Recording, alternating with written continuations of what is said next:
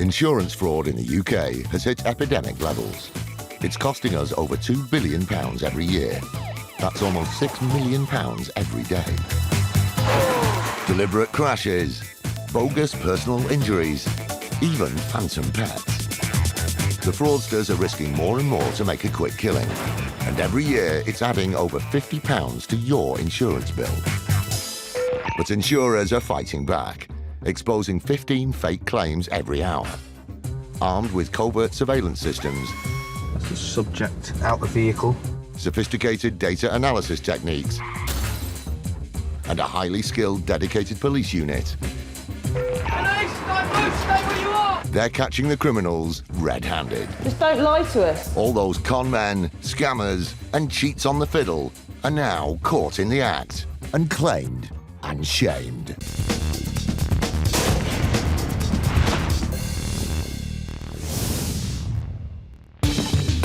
Coming up, secret filming saves an insurance company from a fraudulent claim worth almost £2 million. Instead of somebody who could not use their right arm, the footage shows somebody going about everyday life with absolutely no trouble. A nasty collision between a pedestrian and a bus, but who was to blame? If the driver's made eye contact and he's carried on, is he saying that he's deliberately run him over? And IFED execute 20 warrants in their biggest operation this year. You know him, don't you? You can tell by your answer you know him.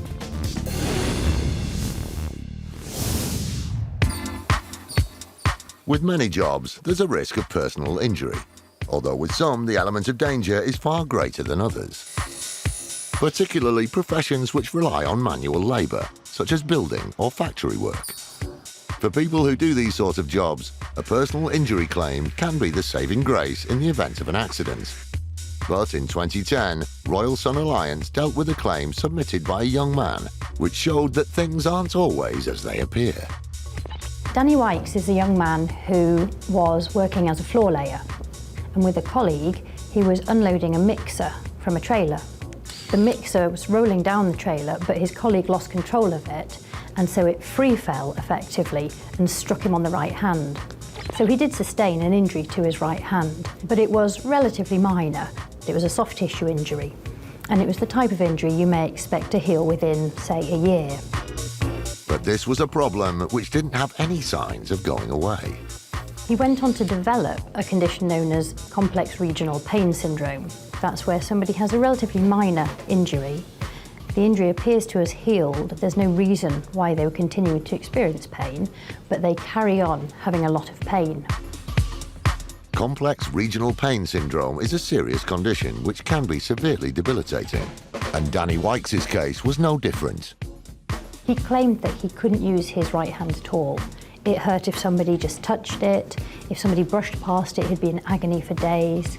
He couldn't raise his hand to smoke a cigarette. He couldn't carry anything. It caused difficulty with sexual relationships, and he had to adopt a certain position. He had difficulty driving his vehicle. He couldn't work. And he did say that he felt like, at times, it would be better to amputate it because it was so useless. He was effectively like somebody with one arm. It was quite a claim, and one which raised concerns at Royal Sun Alliance's headquarters.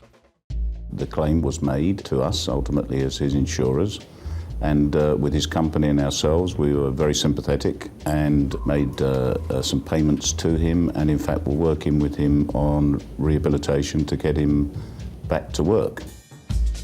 The lengths that Royal Sun Alliance had gone to in an effort to make life easier for Wykes weren't to be sniffed at. They paid for adaptations to his car. They provided him with voice-activated software for his computer because he allegedly couldn't type using his right hand. Over the course of, say, the first 18 months, they will have spent tens of thousands of pounds trying to help him to reach a full recovery.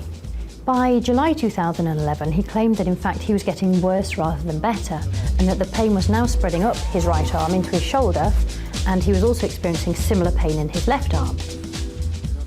As far-fetched as this injury from a single knock to the back of the hand sounds, specialist opinion confirmed that this could be a legitimate claim. Medical experts, based primarily on his reported symptoms, came to the view that he was suffering from this condition, and so they backed his claim. Ultimately made a claim for £1.9 million of compensation. And this is based on his incapacity, his inability to work and his future earnings, plus a considerable amount of care that he would need in his life going forward. At almost £2 million, the claim was effectively for a lifetime of compensation. But before they handed over any money, Royal Sun Alliance began having doubts. There came a point when we began to get suspicious about the level of his incapacity. So we began to investigate the case and deployed some surveillance. The footage captured by the surveillance unit painted a very different picture to the one that Danny Wykes had portrayed. Instead of somebody who could not use their right arm and had trouble with their left arm, the footage shows somebody going about everyday life with absolutely no trouble.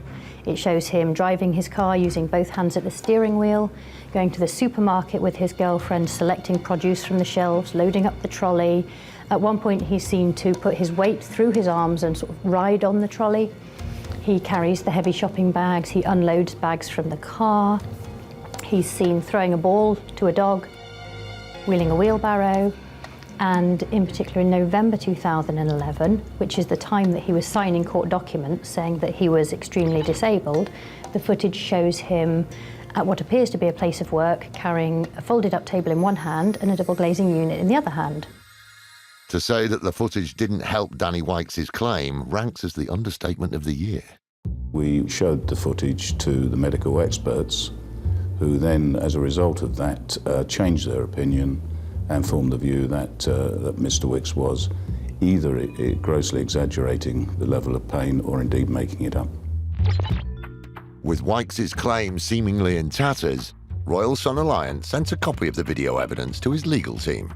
When his solicitors received the surveillance footage, they ceased to act for him. They weren't prepared to continue being his solicitors in light of what he was seen doing on the footage. With no one to represent him, Danny Wykes withdrew his claim. But this story doesn't end there. I would imagine that he may have thought that he would get to keep the money he'd already had and he would simply walk away. He was on a no-win, no-fee agreement with his solicitors, so he wasn't obliged to pay their costs because effectively he had not won his case. By this stage, Danny Wykes had received interim payments totalling around £25,000. So if that was the end of it, he'd still have pocketed a tidy sum, but unfortunately for him, the case was far from over. In a normal case like this, it wouldn't be unusual for the insurer just to cut their losses and walk away. But in RSA, we take a really dim view of people that try and defraud us, because ultimately it affects our honest customers. So we applied to the court for him to be dealt with for contempt of court. Danny Wykes had gone from claimant to defendant. But even when it came to his defence for disrupting the course of justice, his version of events raised a few eyebrows. He initially claimed that he wasn't guilty, and in fact, he had lacked the mental capacity to bring the civil claim in the first place, and somebody else should have been acting for him, therefore he shouldn't be held accountable. The court gave him permission to obtain a report from a psychiatrist to say whether this was the case or not, and the psychiatrist concluded that he did have the mental capacity, so that defence fell away. And he then went on to allege that he hadn't read the court documents and he wasn't actually aware that he was trying to claim £2 million. So he tried various defences to get away with it. After over a year of trying different tactics to absolve himself of any blame, and at a cost of £12,000 in legal aid, Danny Wykes finally appeared in court. On the first day of trial, he admitted that he was guilty of contempt of court. He said that whilst he had sustained an injury to start with, and when he saw his first medical expert in September 2010, he was entirely truthful, he then started to get better, but he didn't tell anybody that he was getting better.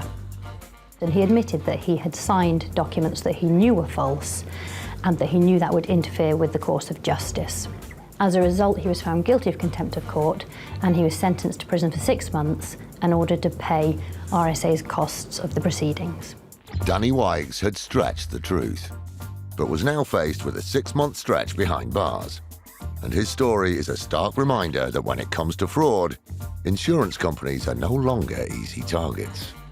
People probably think that there's nothing to lose and everything to gain by trying to get maximum damages.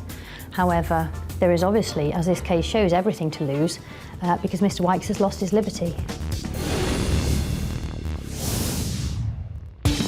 Still to come, IFED discover what could be promising leads as a nationwide operation is carried out. We are finding stuff going all the way back to 2010, right the way up to present date.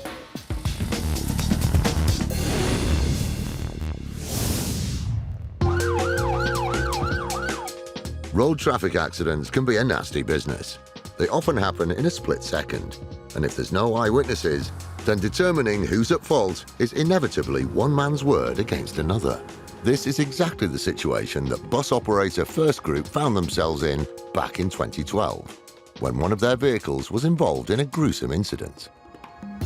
This case involved a gentleman who stepped out in front of a bus on a busy high street. The driver's reported that he's had a fairly nasty collision with an individual who's been thrown to the floor. He's sustained some quite serious injuries.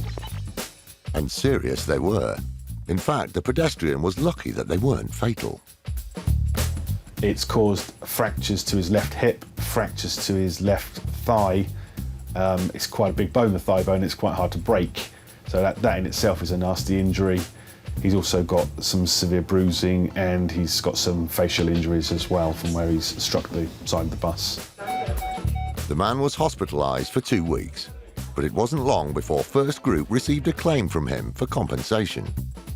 Although his account of how the accident unfolded placed the blame solely at the feet of the driver. The pedestrian has told us that he is standing behind a group of people.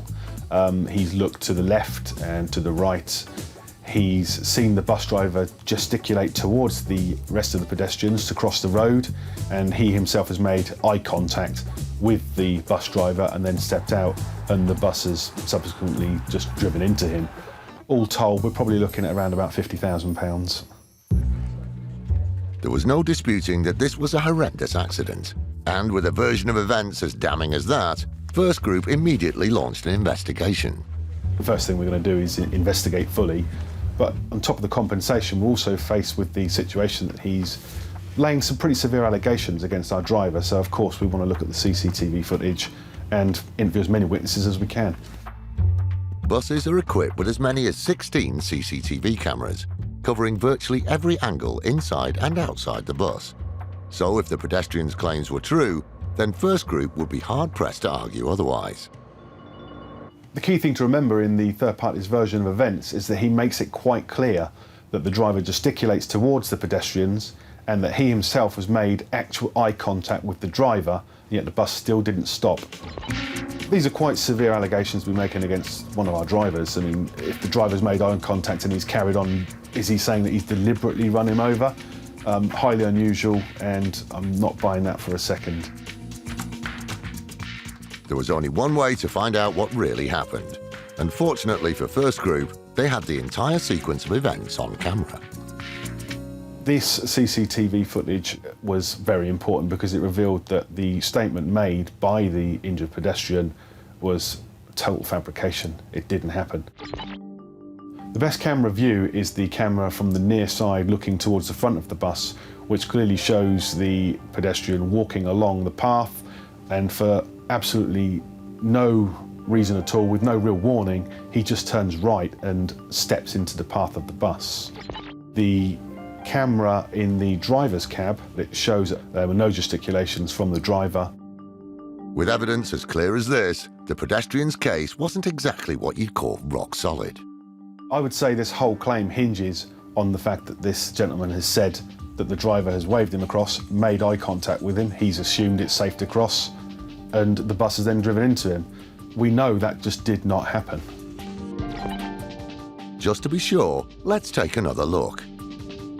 As the bus approaches, we can clearly see that the man is walking along the road and is not waiting to cross. Meanwhile, in the cab, at no point does the driver raise his hand to wave the man over. When the pedestrian steps out into the road, it's only when the bus is inches from his face that he turns to see whether it's safe to cross. It felt very good to actually be able to throw this claim out because we could prove that this chap was just not telling the truth. We don't like people who don't tell the truth. It makes our job harder. There is a valuable lesson to be learned from this case, and that's to be honest about where the blame really lies before submitting a claim. Because if you're the one who's at fault, then the chances are you don't have a leg to stand on. I think that despite the fact that he suffered some very severe injuries, I think it's actually disgraceful that he's deliberately tried to mislead us just so that he can get a payout on his injuries. And no one's denying the fact that they were severe, but you can't just expect someone else to pay out because you've not looked properly when you've crossed the road.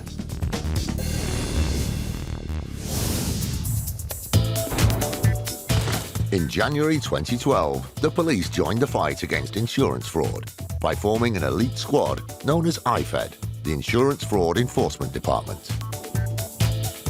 IFED is a dedicated team that deals with insurance fraud. Whatever insurance policy there is out there, we investigate it. There is a dedicated 40-strong unit that work 24/7 hunting down insurance fraudsters. IFED has made over 450 arrests and saved millions of pounds in fraudulent insurance claims, money which ultimately goes back in our pockets. From now on, fraudsters need to watch their backs. We are out there in numbers.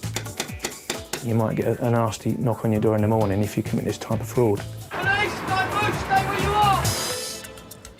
It's 5:50 a.m. and today IFED are carrying out a major nationwide sting involving over 100 police officers across the country. Today's operation is targeting suspected fraudsters who make fake insurance claims for courtesy cars provided to motorists while their vehicles are being fixed. With 20 warrants being simultaneously executed across the UK, this is IFED's largest operation this year. DC Jamie Kirk and DS Marcus Allen are heading up one of the many units. Today is massive because warrants will be executed at home addresses where we hope to arrest the suspects and then move on to business addresses to seize items which will show the level of criminality of those involved. The first stop for Marcus and Jamie is what's believed to be the home address of the prime suspect.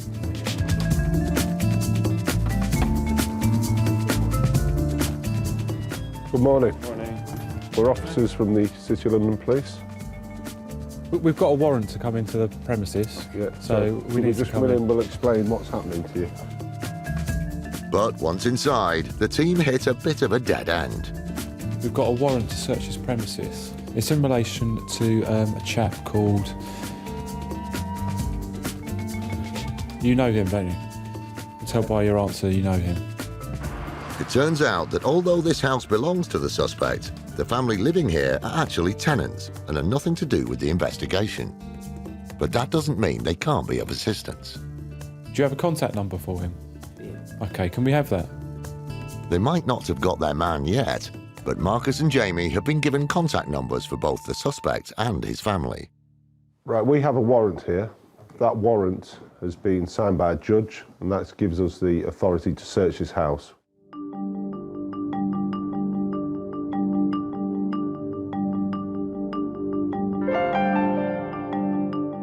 There's no sign of the offences we've investigated, no evidence for that. So what we need to do now is contact him. We've got officers at the business address, so if he turns up there to get rid of any evidence, he'll be intercepted, arrested, and a warrant will be done there. Although the team now have phone numbers for the suspect and his family, as yet they haven't been able to get hold of either of them. We're going to the business premises where we will wait for office hours and hopefully staff or our suspect will turn up. We will we'll arrest the suspect if he turns up. If staff turn up there, we'll execute the warrant and search the premises for evidence. Through here, then a right at the end. It's still only 8 a.m, so it's a waiting game for the team as they stake out the offices.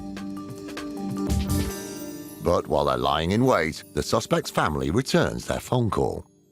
My name's Jamie Kirk. I'm a detective with the City of London Police.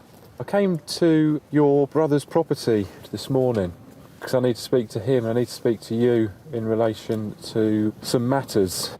Where's your brother then? Where is he? He must be somewhere. He's gone back home. But where's back home? It sounds as though the main suspect may be overseas, but his family has given them an address which they didn't know was connected to the case. So Jamie and Marcus are going to leave another team to stake out the office while they chase up this unexpected lead.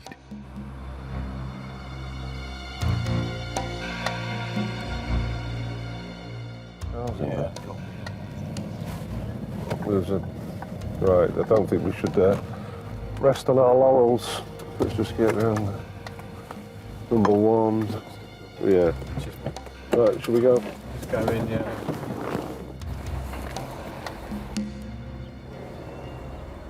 DC Kirk from the City of London Police. Just spoke to you on the phone.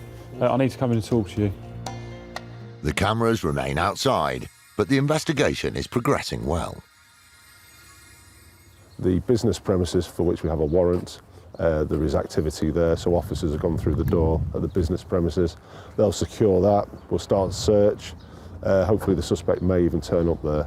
In the meantime, we're doing a comprehensive search of the premises here. We've already found some documentation that may be linked to the offence. We found cash in one of the vehicles outside the address and also some money secreted in one of the bedrooms. The person arrested, the brother of the main suspect, has been taken away now. He'll be held at the police station and we'll question him in due course.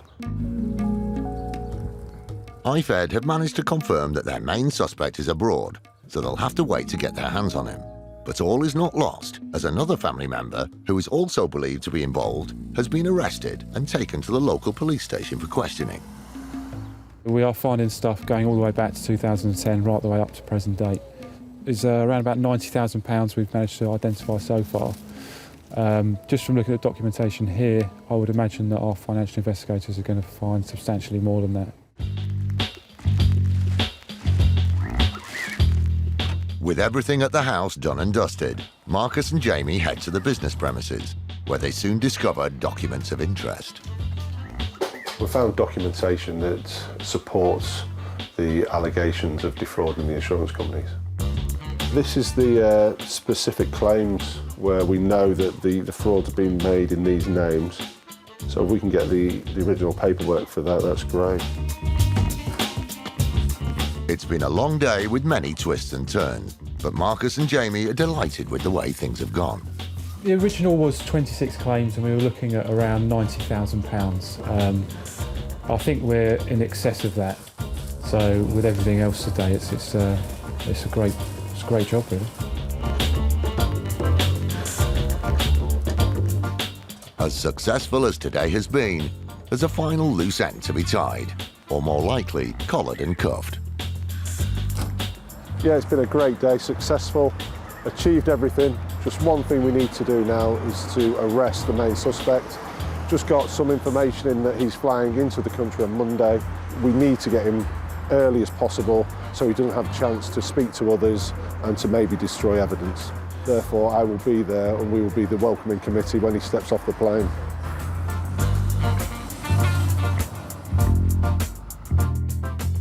A total of 17 people were arrested across the country as part of IFED's nationwide operation into credit hire fraud.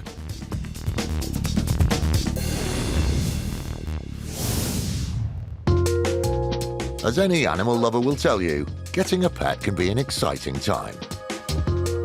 But for breeders, handing over a young puppy or kitten to a new family can be a precarious business, as there's no way of knowing whether there will be any problems with the animal's health. Thankfully, many pet insurers provide breeders with a short-term period of cover.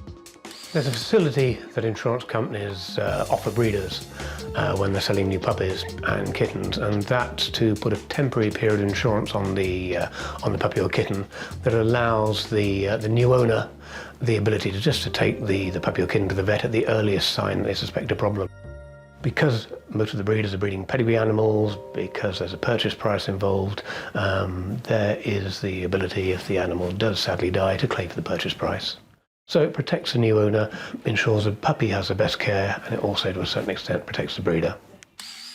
But for unscrupulous scammers, even a short-term insurance policy like this can be used as a means to cash in.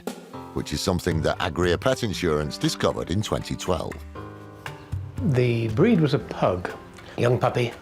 So sold at the end of December in 2012, and a few days later it was presented to a vet with acute respiratory problems. Not unusual for a pug puppy. The puppy was seen by the policyholder's vet, and then seen again by the breeder's vet, and sadly euthanized. Losing a pet is never easy, but in this case it was particularly painful because pedigree pugs don't come cheap. Normally pug puppies will be sold maybe between £800 and £1,500, and the purchase price that the policyholder was claiming for in this instance was about £1,500. It was a hefty loss, but it wasn't just the new owners who were out of pocket. Our suspicions were that the breeder had a litter of puppies, maybe one or two in the litter. The breed also have usually caesarean sections, so there would have been investment by the breeder just to have the puppies born. So the breeder had money on the table, and if one puppy wasn't saleable because it wasn't well, he was going to lose some investment. Fortunately, the policy that was in place would cover the financial loss, but as Agria began to process the claim, they noticed something rather unusual. Our suspicions were alerted with this case because the policyholder and the breeder had the same surname. In itself, that's not a fraud indicator. However, when the claim form was submitted, a letter came in stating categorically that the breeder and the policyholder, although they shared the same surname, weren't related. That's quite important because with this type of policy, if the breeder has sold the puppy to a new owner and issued the insurance, and that new owner is a member of the family, the insurance will be invalid. Unsurprisingly, Agria began to investigate the legitimacy of the claim. So we approached the owner and the breeder to just determine they weren't in fact related. We asked them the question, and they denied that they were related, but then they became very evasive, and trying to get hold of them became very difficult. And as it turned out, there was good reason as to why the owner and the breeder weren't responding to the insurance company's calls.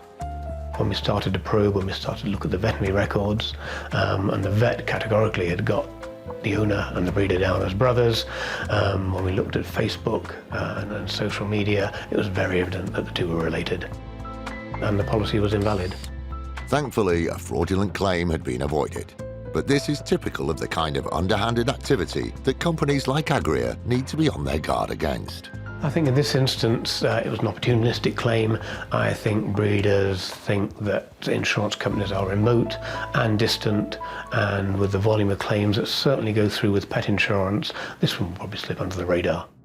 No, it's not sophisticated fraud. It's very opportunistic fraud. It's often not thought through at all. For the individuals who think they can get away with this, we're looking for them.